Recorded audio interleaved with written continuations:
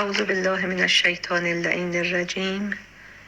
بسم الله الرحمن الرحیم.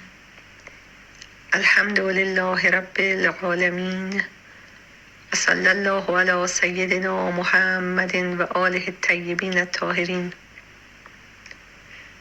ما مفتخریم که کتاب نهج البلاغه که بعد از قرآن بزرگترین دستور زندگی مادی و معنوی و بالاترین کتاب رهایی بخش بشر است و دستورات معنوی و حکومتی آن بالاترین راه نجات است، از امام معصوم ماست. وصیت‌نامه امام خمینی رحمت الله علیه.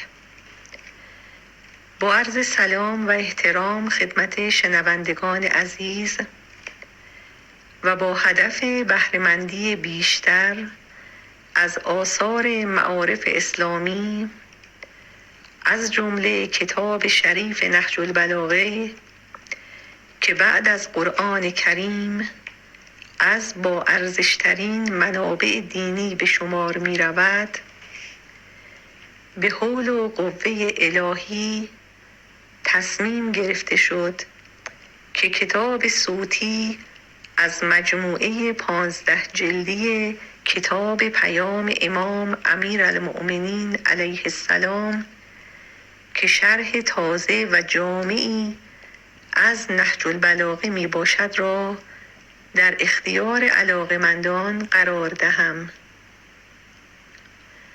این کتاب شریف از کتب برگزیده سال می باشد و به قلم جمعی از دانشمندان حوزه علمیه قم تحت نظر حضرت آیت الله مکارم شیرازی در مدت 20 سال به رشته تحریر در آمده است و امید است ذخیره آخرت آن بزرگواران گردد و نیز مورد بهره‌مندی علاقه‌مندان به معارف الهی در سراسر عالم بشود. ابتدا از جلد 15 آغاز می شود که شامل حکمت‌های نهج البلاغه می باشد. از خداوند متعال توفیق آغاز و انجام آن را خواستارم. و الحمد لله رب العالمین و السلام علیکم و رحمت الله و برکاته.